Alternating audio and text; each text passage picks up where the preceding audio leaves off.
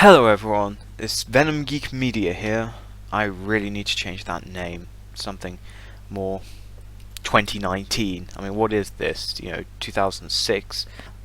But anyway, today I thought I'd do just a more, you know, informal video, just kind of discussing something that's come up, which is Star Trek Discovery's Klingons. Now, I haven't previously done any discussion on that.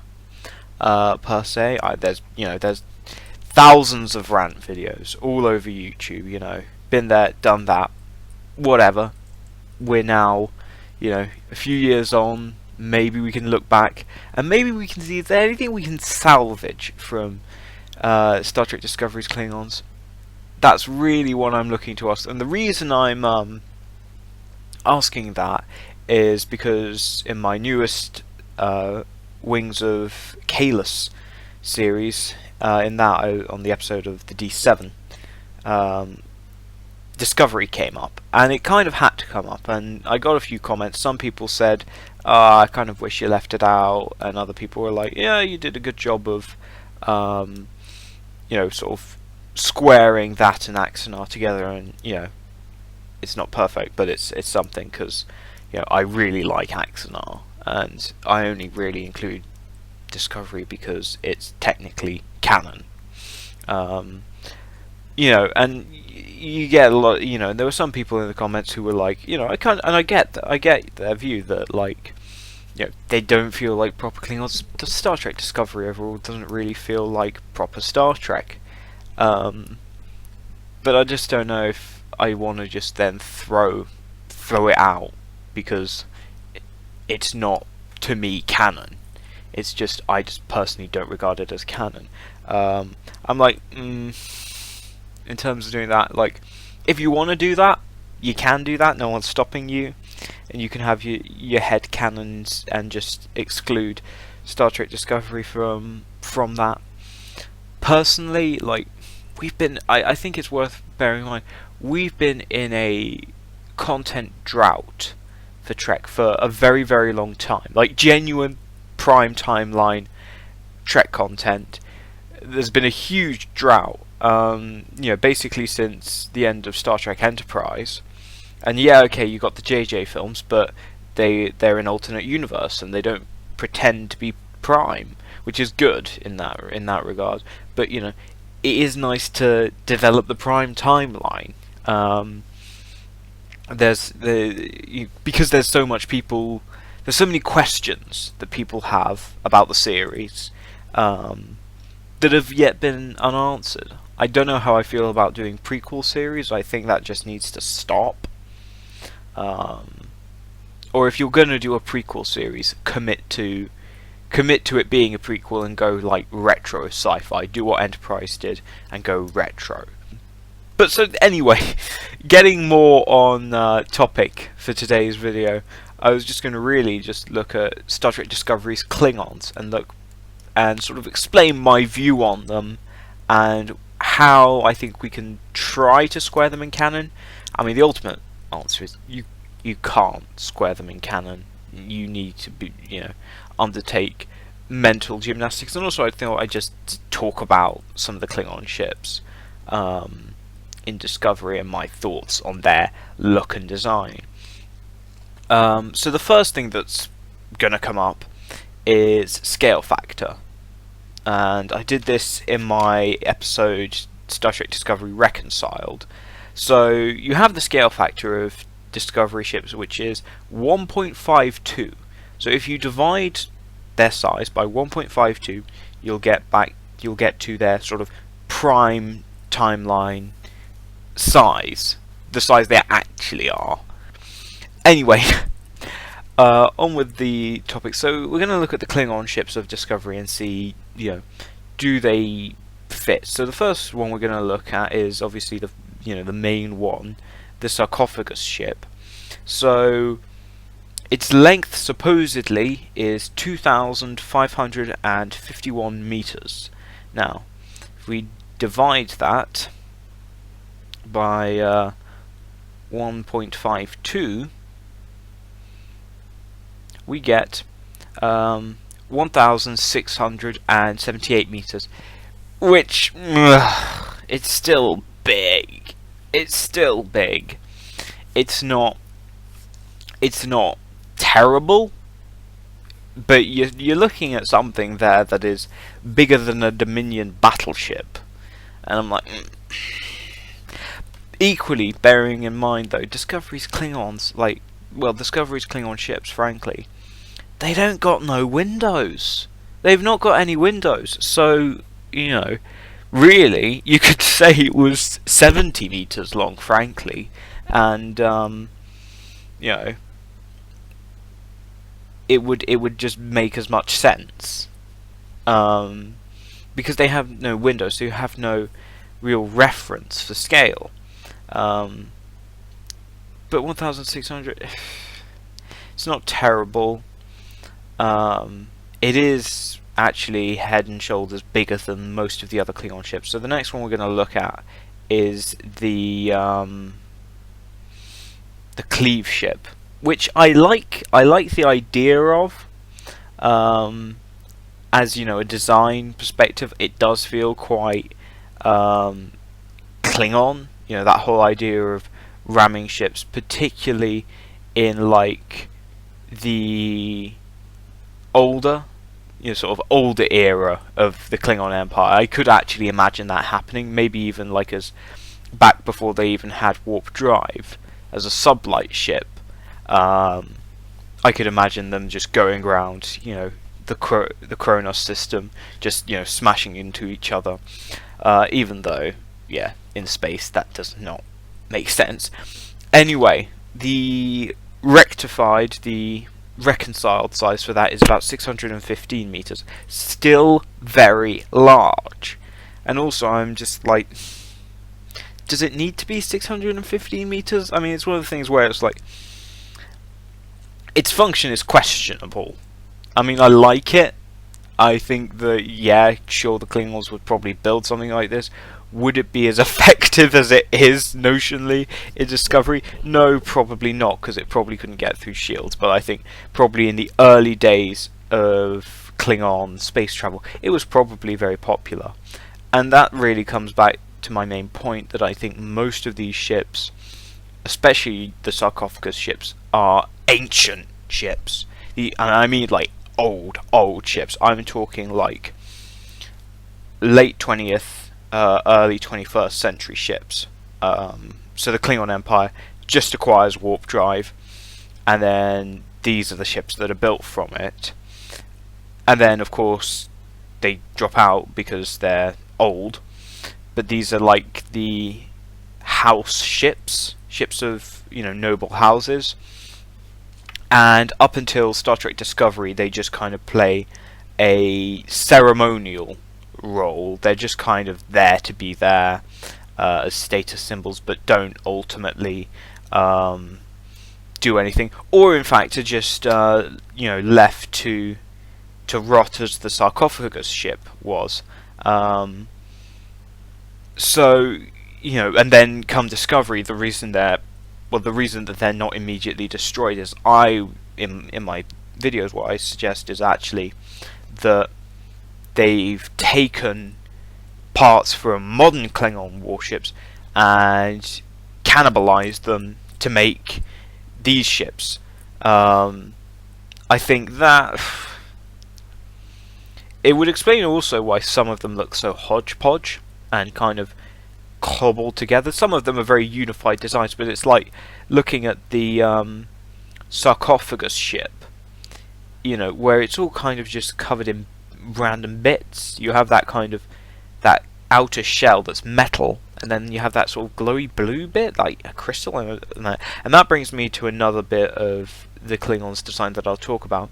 But actually, just talking about the ships again, looking at the Ku class, which I don't know if it's meant, I don't know which way it's facing, basically. Is it going forward? Is it going backwards? I don't know. It looks so weird. And that also brings me to another point about Discovery's Klingon ships. I mean, so the Ku, before I get to that, the Ku class is 1,361 meters. reconciled, that's 895 meters. It's still ludicrously large, and it definitely isn't a ship of the time. So I'm going to say, particularly if you think, right, this is mental gymnastics going on here, but, you know, someone's got to tidy up their mess. But the suggestion being that, like, they had, you know, in the earlier days of Klingon warp travel, they had lower speeds, which is kind of, you know, to be expected. And so in order to kind of, you know, compensate for this and actually make journeys feasible, you would need bigger ships to allow, you know, maybe they were even generational ships that went out and founded colonies, and that's also why they belong to Klingon houses and not the Imperial Navy.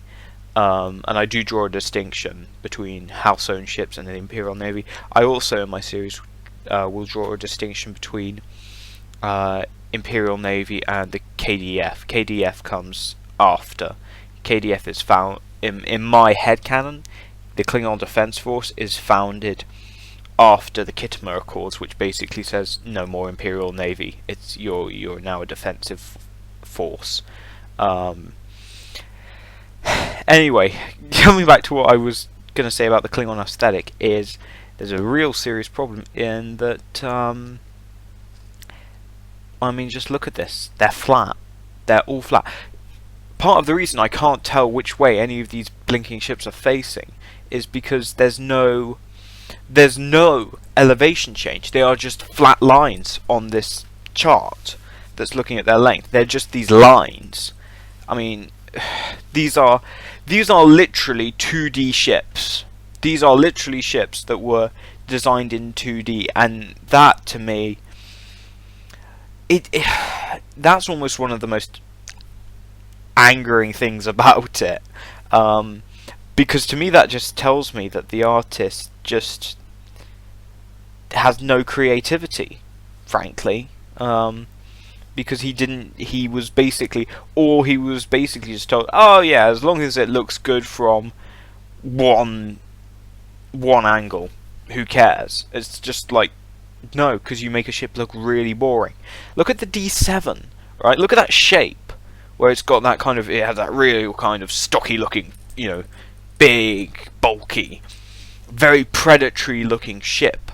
And okay, yeah, towards Next Generation, the Vocha gets a little bit more flattened, but even then there's elevation changes and there's superstructure going on that give it a little bit of a shape, and still head on it has that, you know, that predatory look. These ships don't have that. They just don't look like anything unless you look at them from the top down. And the lack of, you know, kind of any elevation change, the fact that they're all just on one plane, just on a flat plane, is really, really boring. It makes them really boring ships, frankly. Now we'll go on to talk about the aesthetic. And actually, I think the best, as well as the sarcophagus ship, the best ship actually to talk about this, the one ship that actually isn't a complete train wreck of in terms of size, is the Discovery Bird of Prey. Size-wise, in Discovery, it's 189 meters. Now, if I was to then go and reconcile that, which I will do, because that's actually quite interesting. Let's just have a look. 1.52, and we get 124 meters. So then, still a little bit bigger than the regular Bird of Prey, but basically the same size. Not a huge drop in scale. So that's actually quite interesting. Anyway, getting back to it, with that Discovery Bird of Prey, I mean, I quite like it. It is a bird of prey, I'll grant you that. It has the shape, the swept wings. What is going on with that aesthetic, right? It's a very gothic looking ship, and again, if you look at the sarcophagus ship, you look at the interiors, especially if you look at the interiors of the monastery on Boreth that they go to, and that's like really gothic, and I'm like, this is really weird. Like, Klingons don't do gothic. Nothing about Klingons says to me gothic, and to me, I don't know what inspired that for the design team, because it's just not in any way a Klingon aesthetic. The gothic aesthetic is just not Klingon. If you want to go have, you know, a gothic design aesthetic for your aliens, do the Romulans. Romulans love that kind of stuff, but Klingons want, you know, harsh and strong and, you know, really robust stuff. For that, you really want to go for a more Viking or sort of samurai aesthetic or medieval aesthetic, but not gothic. So it's just a bit baffling, and it creates. It means so that even though and I'd say the Bird of Prey is the one where it is the most obvious. You can argue Sarcophagus ship, it's old and it's a weird ship with a weird purpose.